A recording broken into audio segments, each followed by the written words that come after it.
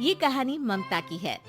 बचपन से ही घर में ये एहसास दिलाकर पाला गया कि औरतों को बोलने का हक नहीं है। अरे ममता, जरा जल्दी जल्दी हाथ चलाओ। रोज ऑफिस में देर पहुंचता हूँ तुम्हारे कारण। लेकिन आपका सारा खाना पैक और तैयार भी है।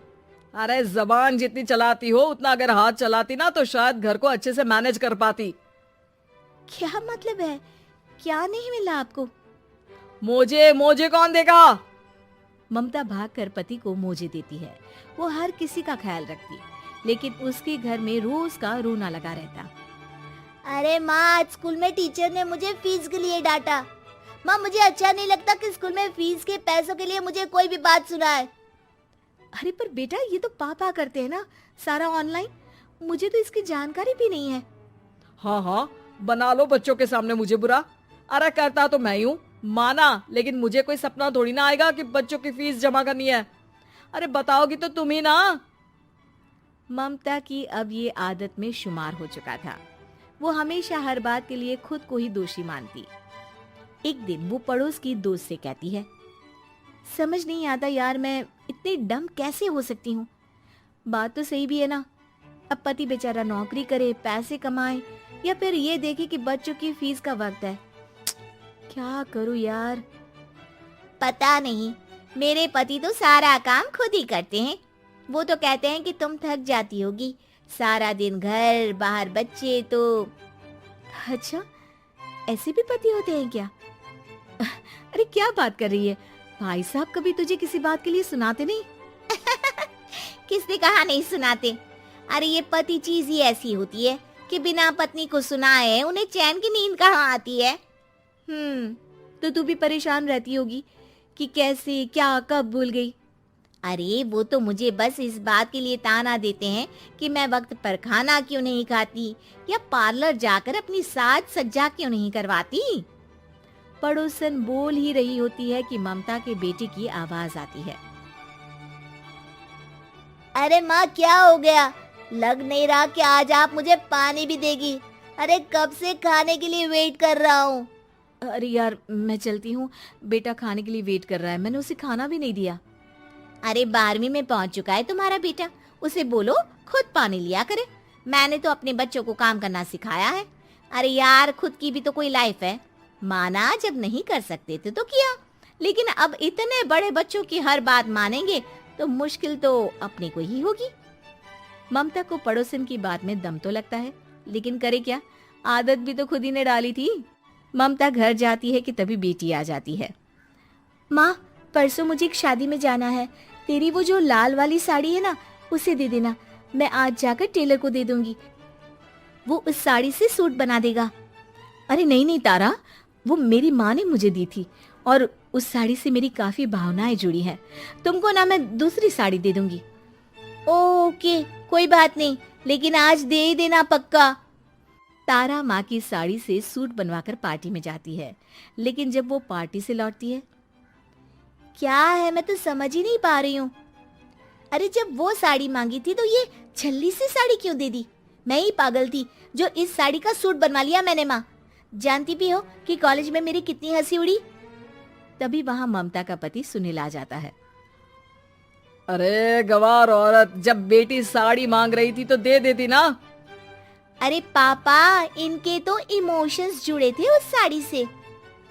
ममता इतने सब के बाद भी कुछ नहीं बोलती।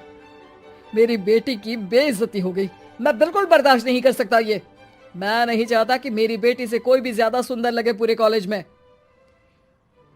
जी, वो पढ़ने में तारा बिल्कुल अच्छी नहीं है, उसकी पढ़ाई पर आप ध्यान दीजिए ना।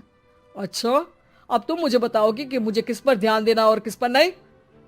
रमेश जैसा ही ये वाक्य पूरा करता है, ममता की बेटी और पति उस पर जोर जोर से हंसते हैं। अरे ठीक है ना, पता ही नहीं चला कि कैसे वक्त इतना बीत गया।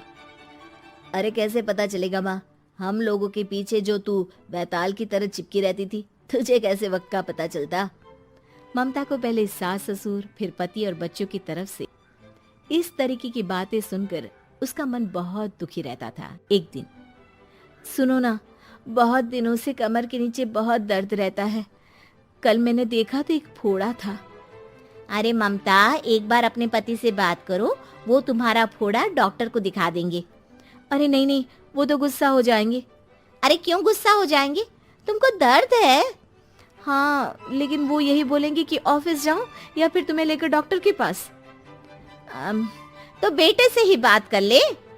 अरे वो तो मैं कर लूं, लेकिन फोड़ा है ऐसी जगह कि उसे बताते मुझे शर्म आएगी। लेकिन कुछ ना कुछ तो करना जरूरी है ना। ऐसे कब तक फोड़े के दर्द से तड़पती रहेगी? अब तो सोच रही हूँ कि इनसे बात कर ही लूं, वरना दर्द के मारे कहीं मर ना जाऊं। लेकिन शाम को, ममता, क्या किया तुमने आज? खाने के डिब्बे में कैसा खाना दिया था? दाल खराब हो गई थी। कब की थी? दाल तो मैंने सुबह ही बनाई थी, खराब कैसे हो गई? अच्छा सुनिए ना, मुझे कहना है कि अरे गरम दाल बंद करोगी तो ऐसा ही होगा ना। बेइज्जती हो गई सबके सामने मेरी। ऑफिस वालों ने ऐसा मजाक उड़ाया कि क्या बोलूं। कल से ठीक से खाना देना है तो देना, वरना खाना देना बंद कर देना। बाहर खा लूंगा मैं। ममता, जो पति से अपनी परेशानी बताने वाली थी, वो अब ये सोचने लगती है कि कल से पति को खाने में क्या दे। अगले दिन ममता थकी थकी सी हालत में, आप लोगों के लिए नाश्ता बना दिया है, खाना बनाने की हिम्मत नहीं है आज तो। रात भर सोकर थक गई है ना, इसीलिए तो खाना नहीं बना सकती। हिम्मत नहीं हो रही है, मैं बस सोने जा रही हूँ। बस मैडम को सोने का बोल दो, फिर देखो कैसे सोती रहती है। माँ, फिर वही पराठा सब्जी। अरे हमारे साथ के दोस्त एक से बढ़कर एक नाश्ता खाना लेकर आते हैं, आप तो बस। सभी घर से निकल जाते हैं, लेकिन जब शाम को बेटा घर आता है तो घर में अंधेरा रहता है। बेटा लाइट जलाता है। क्या माँ, तुम्हारा भी जवाब नहीं है बिजली का बिल बचाने के लिए? वो बोल ही रहा होता है कि सामने माँ जमीन पर लेटी मिलती है। वो उसके पास जाता है। अरे माँ, क्या हो गया माँ? तभी वहाँ पड़ोसन आती है।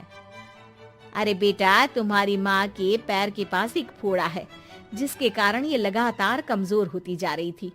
मैंने उसे पहले ही कहा था कि घर में बता दो, लेकिन तुम्हारी माँ किसी को तंग करना नहीं चाहती थी। तभी वहाँ डॉक्टर आ जाता है। अरे इनके ऑर्गन में दिक्कत है, कोई बात है जो इनके मन में खटक रही है। अरे नहीं नहीं, इसके मन में कोई बात नहीं है, कोई काम है नहीं ना इसके पास, सारा दिन बस घर में ही रहती है। देखिए, मैं तो ये नहीं जानता, लेकिन हाँ, इनके मन में हमेशा कोई बात रह जाती होगी, इसीलिए उनकी ये हालत है। अगर आप समय से नहीं ले आते तो हो सकता था कि। अरे नहीं नहीं डॉक्टर साहब, हम पूरी कोशिश करेंगे कि वो ठीक हो जाए। हम लोगों ने अपनी ही परेशानी माँ के सामने रखी, लेकिन किसी ने माँ की दिक्कत को जानने की कोशिश तक नहीं की। हाँ, मैंने भी ममता को हमेशा घरेलू जरूरत से ज्यादा काम का नहीं सोचा था। ममता को होश आता है और वो खुद को अपने बेडरूम में देखती है। वो उठने की कोशिश करती है कि माँ, अब आप नहीं उठेंगी, हम लोग है ना, हम लोग आपको पूरी तरह से खुश रखने की कोशिश करेंगे।